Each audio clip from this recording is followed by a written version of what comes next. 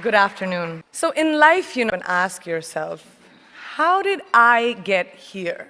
Like, why am I standing here? Well, this is definitely one of those moments for me. And I find myself going back to the beginning, back to my roots.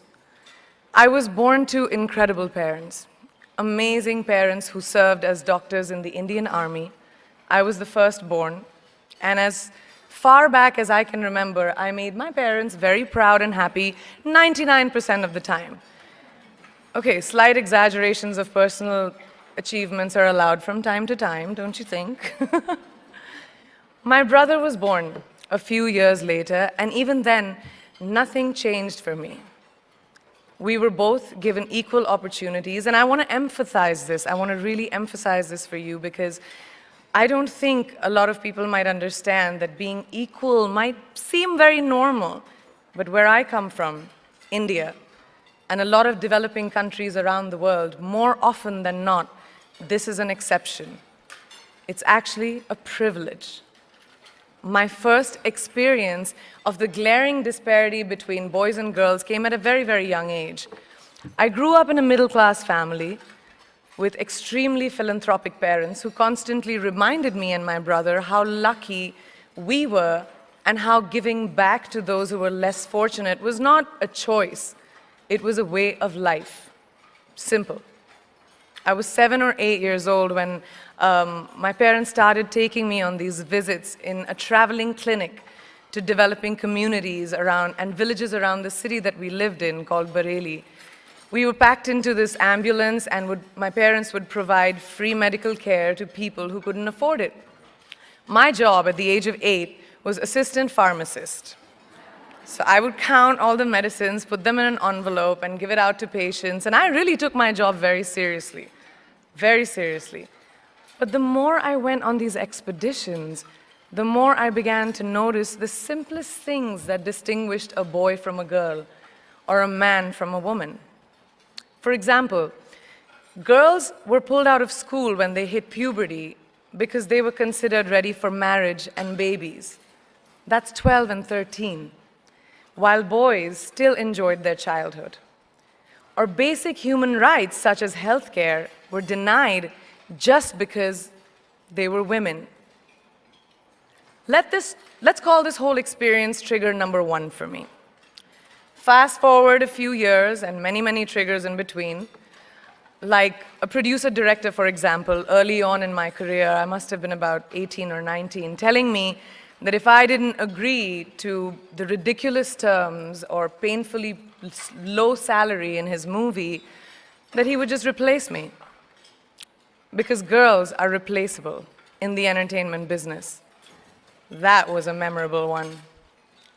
Made me decide to make myself irreplaceable. But I think what really moved the needle for me and ultimately led me to create the Priyanka Chopra Foundation for Health and Education and around the same time partner with UNICEF was an encounter with my housekeeper's daughter. About 12 years ago, I came home from set early one day and she was sitting in my library reading a book. And she must have been 8 or 9 years old and I knew she loved reading. So I asked her, I was like, it's a weekday, why aren't you in school? And she said, oh, I don't go to school anymore. So I went and asked her mother and I said, why isn't she in school? And her mom said that her family couldn't afford to send her and her brothers to school, so they chose the boys. The reason, she would eventually get married and it would be a waste of money. I was completely blown, and it shook me to my core. Eventually, I decided to cover the cost of her education so that she could continue to learn, because education is a basic human right.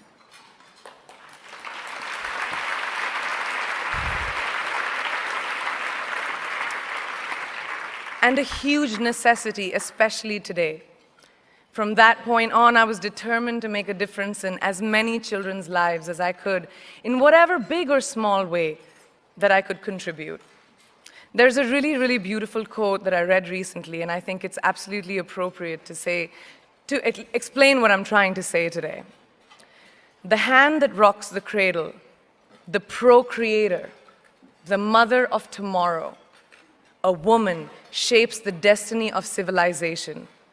Such is the tragic irony of fate that a beautiful creation such as a girl child is today one of the gravest concerns facing humanity. Girls have the power to change the world. It is a fact, and yet today, girls are more likely than boys never to set foot in a classroom, despite of all the efforts and progress made over the last 2 decades. I'm just going to give you a stat, more than 15 million girls of primary school age will never learn how to read or write, compared to 10 million boys. Primary school, it's the beginning of our future.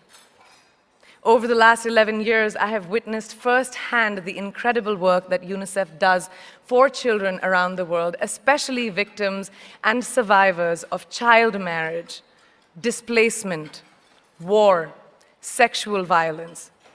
But there is still so much work to do. And for me, that is the fuel to my fire. The reason I'm so committed to this cause, and that is where my passion stems from, because I know that a girl's education not just empowers families, but communities and economies. A result of her education, we all do better. It's just as simple as that. As entertainers and influencers sitting in this room, I feel that it's our social responsibility to be a voice for the voiceless, which is why I applaud each and every woman in this room for being such a badass.